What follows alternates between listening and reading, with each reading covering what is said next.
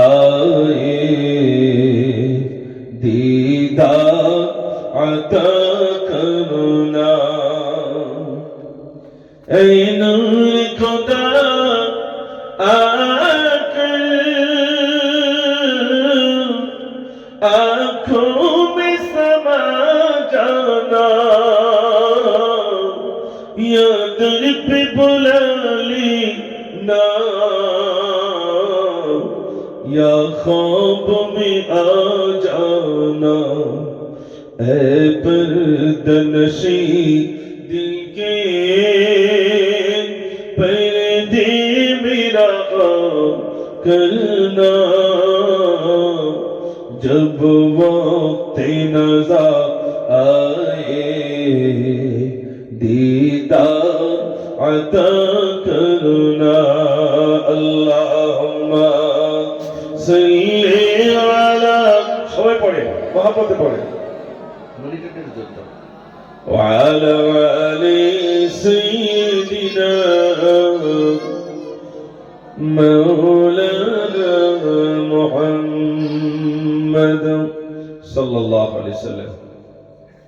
সম্মানিত আজকে সবার স্বনামধন্য সভাপতি সাহেব, বিশেষ করে আপনাদের মসজিদের স্বনামধন্য ইমাম সাহেব এবং আমার পাশেই আমার স্নেহভাজন খুব মহব্বতের আপনাদের গায়ের কৃতি সন্তান জনাব মাও সাহেব এবং সামনে উপবিষ্ট জ্ঞান পিপাসু দিনদার ইমানদার আল্লাহ ভাইরা, আল্লাহ সুবহানাহু ওয়া তাআলার প্রতি প্রশংসা যে আল্লাহ আমাদেরকে দুনিয়ার সমস্ত কর্ম থেকে দূরে রেখে তার পূর্ণ পবিত্র ধর্মসভায় বসার মতো, শোনার মতো, বলার মতো যে আল্লাহ সুযোগ করে দিয়েছেন, সেই মহান স্রষ্টার প্রতি শুকর আদায় করি। সবাই সমস্বরে ভক্তি করে প্রাণ করে উচ্চ আওয়াজে বলি আলহামদুলিল্লাহ। তারপরে জানাই সৈয়দুল মুরসালিন, সৈয়দুল কাউনাইন, খাতামুন নবিয়্যিন জনাব মুহাম্মদুর রাসূলুল্লাহ, সকলে বলুন সাল্লাল্লাহু আলাইহি ওয়াসাল্লাম। তার প্রতি অগণিত দরুদ ও সালাম বর্ষিত হোক, সকলে বলুন আল্লাহুম্মা আমিন। বলছে একটু রিভাব কমে দাও, না তো বুঝতে পারবে না। আজকে খুব ভালো লাগছে, মসজিদের উন্নতি কল্পে আমরা এখানে উপস্থিত হয়েছি। মনে রাখতে হবে, আমরা যে দেশে বসবাস করছি, এই দেশে বর্তমান যে সমস্ত মসজিদের ইমাম সাহেবরা ছিলেন সব ময়দানে নেমে পড়েছেন, ওলামারা রাস্তায় নেমেছেন। কেননা আমাদের সরকার, কেন্দ্রীয় সরকার মসজিদের জমিনগুলো, কবরস্থানের জমিনগুলো, মাদ্রাসার জমিনগুলো, এক কথায় ওয়াকফ সম্পদগুলো ছিনিয়ে নেওয়ার একটি বিরাট বিল পাস করছে। এটা আপনারা শুনেছেন? একটু জোরে বলেন। ভাইরা, যদি এই বিল পাস হয়ে যায়, এই মসজিদের যে ওয়াকফ করা সম্পদ, যে বাবাজি মসজিদের নামে আল্লাহর রাস্তায় দান করে দিয়েছেন, এই জমিন চলে যাবে। মাদ্রাসার নামে যে জমিন ওয়াকফ করে দিয়েছেন, সে জমিন চলে যাবে। কবরস্থানের নামে যে জমিন আছে সেটা চলে যাবে। যদি আমাদের ওয়াকফ করা সম্পদ যদি চলে যায়, মসজিদ থাকে না, মাদ্রাসা থাকে না, কবরস্থান থাকে না, খানকা থাকে না, দরবার থাকে না, সমস্ত কিছু শেষ করার একটা বিরাট পরিকল্পনা ভারত সরকার নিয়েছে। কারণ কি? এর পূর্বে এনআরসি করে সরকার দেখলো মুসলমানকে জব্দ করা যায়নি, সিএএ বিল পাস করে মুসলমানকে জব্দ করা যায়নি। এবার পার্লামেন্টে এমন একটা বিল পাস করতে চাইছে, ওয়াকফ সম্পদ যেটা ছিল মুসলমানদের হাতে, যেটা ছিল ওয়াকফ বোর্ডের হাতে, সেই ওয়াকফ বিল এমনই একটি কালাকানুন পাস করা হচ্ছে যাতে করে এই সম্পদ আমাদের আর থাকে না, বরং সব সরকারের কবজায় চলে যাবে।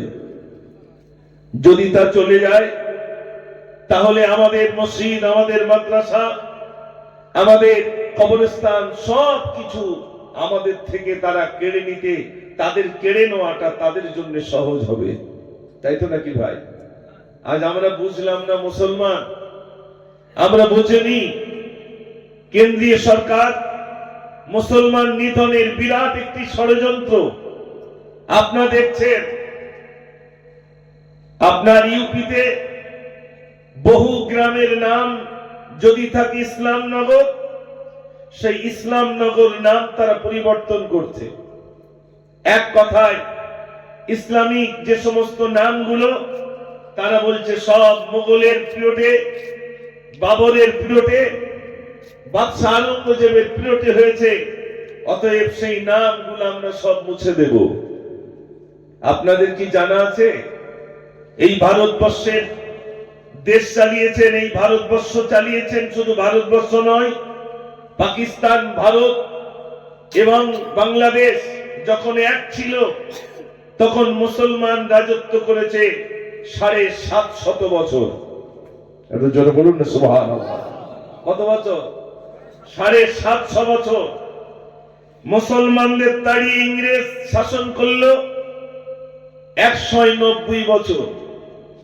তারপরে আমরা হিন্দুস্তানকে ইংরেজদের হাত থেকে মুক্ত করেছি, এই মনে করুন প্রায় আনুমানিক ধরুন 70 বছর, কথার কথা। 70 বছরের ভিতরে আমরা দেখতে পাচ্ছি মসজিদের নিচে একটা করে মন্দির শুরু হয়ে গেছে। সব খুঁজে পাচ্ছে মসজিদের নিচে মন্দির।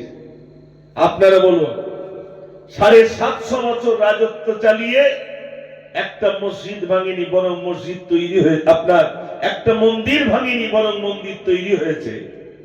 750 বছর রাজত্ব চালিয়ে যদি মুসলমান মনে করতেন আর মন্দির রাখবো না, তাহলে হিন্দুস্তানে আর মন্দির থাকতো? একটু জোরে কথা বলেন, ভয় লাগছে নাকি আপনাদের? তাহলে কি যে, তাহলে একটু আওয়াজ হ্যাঁ না দিতে হবে। 750 বছর রাজত্ব চালিয়ে যদি মনে করতেন মন্দির থাকবে না, তাহলে মন্দির থাকতো না। কিন্তু মুসলমান এটা কখনো চাইনি আর চাইবে না। ইসলাম তো সে স্বীকৃতি দেয়নি। ইসলাম দিয়েছে যার ধর্ম তার কাছে। সকল ধর্মকে স্যালুট দাও, সকল ধর্মকে তুমি ভালোবাসো, কোন ধর্মাবলম্বীকে তুমি খারাপ বলো না। যদি তাদেরকে খারাপ বলো তাহলে দেখা যাবে তারা তোমার রবকে গালি দেবে। এই জন্য শ্রদ্ধার সহিত হিন্দুস্তানে যত ধর্মাবলম্বী রয়েছেন, আমরা প্রত্যেক ধর্মাবলম্বীকে আমরা শ্রদ্ধা করি, সম্মান করি, করি না করি না ভাই? একদিকে মন্দিরে ঘন্টা বাজবে, অপরদিকে মসজিদে আজান হবে। আমাদের ভিতরে থাকবে না কোনো বিদ্বেষ, থাকবে না কোনো হিংসা। এই 20-25 বছর আগে কে হিন্দু কে মুসলমান, এটা আমাদের গ্রামের ভিতরে কোন রকম সমস্যা ছিল না। হিন্দু মুসলমান একই চায়ের দোকানে একই কাপে চা খেতাম। এমন একটা কালার এলো, আর এমন একটা রাজনীতি দল এলো, এমন একটা অশুভ শক্তি এলো যে আমাদের হিন্দু আর মুসলিমের ভিতর ফাটল ধরিয়ে দিয়ে রাজনীতি ফায়দা লুটবার একটা বিরাট চক্রান্ত তারা করেছে না করেনি? জোরে বলে। আজ এই মসজিদ গুলো ভেঙে দেওয়ার জন্য তারা ষড়যন্ত্র করছে। আমরা যারা মুসলমান আছি, এই গ্রামে তো অল্প মুসলমান নাকি বলেন? তারও আছে তো এরকম অবস্থা কেন? ও ভাইরা, মসজিদ বাঁচাতে হবে। ও যুবক ভাই, আগামী দিন যদি মসজিদের সম্পদ কেউ লুটবার চেষ্টা করে, আমরা কি বসে থাকবো? একটু জোরে বলেন। আচ্ছা, মনে করুন এই মসজিদের নামে যিনি মসজিদের জায়গা দান করেছেন, শুধু এই জায়গাটুকু নয়, এরকম হয় যে আরো 5 বিঘে কি 4 বিঘে জমি মসজিদের জন্য দান করেছেন। এখন মসজিদের সেক্রেটারি সাহেব যদি 3 বিঘে জমি নিজের নামে রেকর্ড করে নেয়, আপনার গ্রামের লোক ছেড়ে দেবেন না? কেন?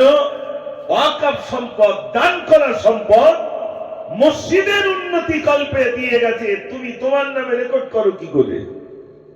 মনে রাখতে হবে, আমাদের সরকার এরা রেকর্ড করার চক্রান্ত করছে। বুঝতে পারেননি? জমিগুলো ছিনিয়ে নেবে। যদি তা ছিনিয়ে নেয়, মুসলমানের গায়ে রক্ত থাকতে ইনশাআল্লাহ আমরা ছেড়ে দেবো না। রাজি আছেন তো ইনশাআল্লাহ? জোরে বলুন ইনশাআল্লাহ। আগামী দিনে মসজিদ বাঁচাবার জন্য ময়দানে যাতে যেতে হবে, হয়তো জীবন চলে যেতে পারে। ভাইরা, মসজিদ রক্ষা করতে হবে, আল্লাহর ঘর। জানেন, এই হিন্দুস্তানের কথা বলি, হিন্দুস্তান আর বিশেষ করে বাংলাদেশ যখন স্বাধীন হয়, বাংলাদেশের কিছু হিন্দু তানার এপারে এসেছিলেন, আর এপারের মুসলিম ওপারে গিয়েছিলেন, বিনিময় করে চলে গিয়েছিলেন। আমরা যাইনি। কেন যাইনি? আমরা সেদিনে যাইনি এই আল্লাহর ঘর মসজিদ ছেড়ে যদি চলে যাই, আজান দেওয়ার লোক হবে না। যদি এখান থেকে চলে যাই, নামাজ পড়নে বলা হবে না। যদি এখান থেকে চলে যাই, বাপের কবরের পাশে আর গিয়ে জিয়ারত করতে পারবো না, মায়ের কবরের পাশে আর যেতে পারবো না। যদিও বাংলাদেশ স্বাধীন হয়েছে হোক, আমরা হিন্দুস্তানকে ভালোবাসি। আমাদের বাপ আমাদের মায়ের কবর হিন্দুস্তানে, অতএব আমরা হিন্দুস্তান ছেড়ে যাব না। আমরা হলাম সেই মুসলমান। একটু জোরে বলুন না সুবহানাল্লাহ। আমাদের তো এতিম করে ওরা চলে গেছে, ঠিক কিনা ভাই? আমাদেরকে এতিম করে চলে গেছে। বাংলাদেশ যখন স্বাধীন হয়, এদেশের ভালো ভালো বুদ্ধিজীবী শিক্ষিত মানুষ সবগুলোকে তারা ডেকে নিয়েছে, এসো চাকরি দেব।